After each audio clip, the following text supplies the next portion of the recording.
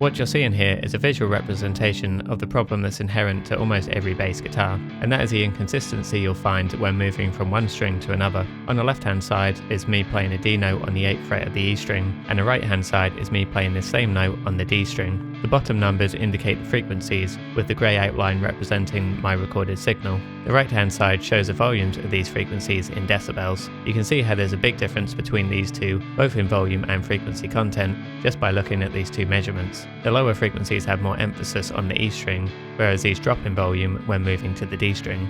So what does this mean? Well, it's a visual representation of the inconsistencies you will hear when moving from one string to another on a bass. If you've ever felt a sense of the low end dropping out when transitioning from one string to another, this is the reason why. There's a number of factors that can cause this, like the string gauge, how hard or soft you play, and so on, but the main point here is knowing that the level of frequencies will be impacted based on where you play a note on the fretboard. So now let's compare this audibly, and if you're not already, listen to this section through some headphones or monitors, as you need to focus on the low end specifically to hear the benefit of this one string technique.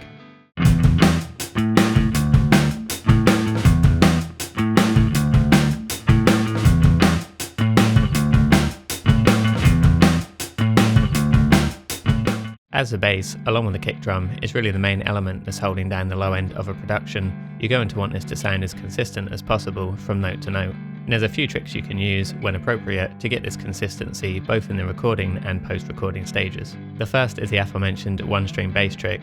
Taking the information I showed you earlier, we now know that the low frequencies are affected more when moving to different strings. So if your bass line allows you to, you could instead try playing everything on one single string, instead of alternating between, say, the E and A, or however you may commonly play your particular bass line. Keeping everything centered to one string will mean that the frequency content remains more consistent, which can result in a smoother and more cohesive sound. It also keeps the tonal quality more consistent too, because the timbre of, say, an E2 played on the 12th fret of an E string, compared to that on the 7th fret of an A string, or the 2nd fret of a D string, are all vastly different from one another.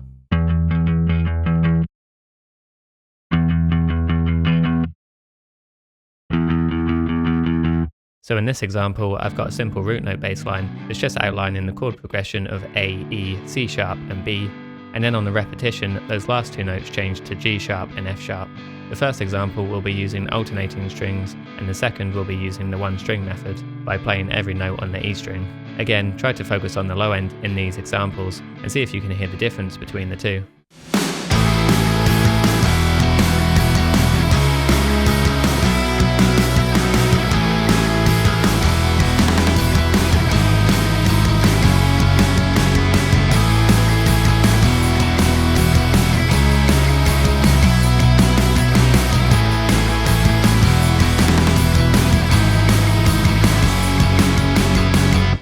To my ear, I definitely feel the low end more in the second example, even though nothing else is changing besides where these notes are being fretted.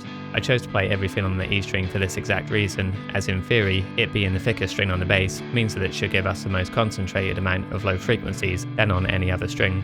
Again, this is a very case-specific technique, so I'm not suggesting to only ever play your bass lines on one single string, but if you have something simple like I've just shown you, it can be a great trick to employ. Now there are a few other techniques you can use to help make your bass lines even more consistent, along with this single string approach. One would be to play lighter on the string itself. This might sound somewhat counterintuitive, but it actually helps to shape the sound of each note and keep the pitch more centered too. If we look at these two waveforms, the first one has these very sharp, spiky transients at the start because of the way I'm digging into the string when playing, whereas the second waveform looks more rounded and smooth due to my intentionally light picking technique. The more you dig in when playing bass, the sharper the initial transient becomes, which may well be what you want in a song, but if you're looking for more of a rounded, smooth sound, then playing lighter and more consistent will give you this result.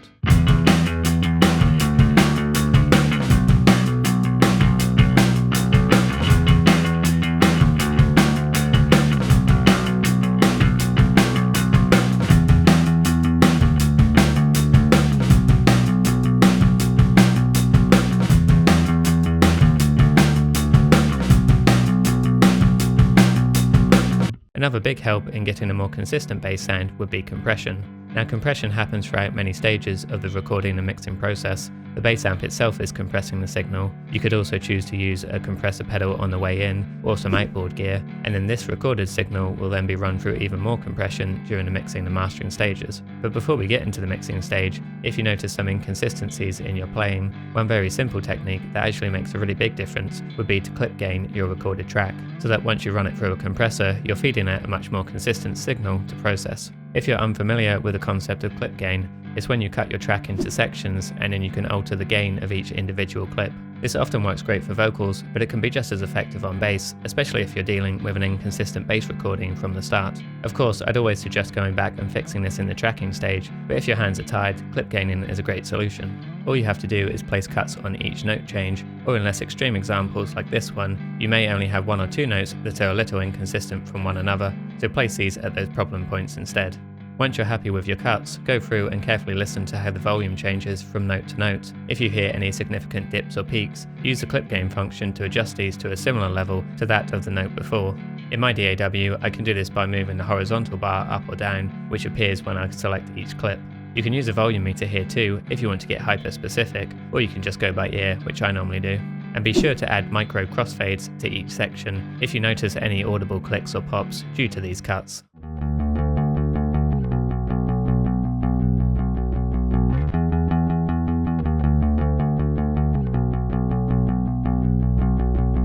This is also a great method for when you do have a bass part that's alternating between strings a lot, and you start to hear that dropout in the low end like we discussed earlier. You can cut out these parts that are played on the thinner strings, bring these up in gain, and then they should sound more consistent as a result.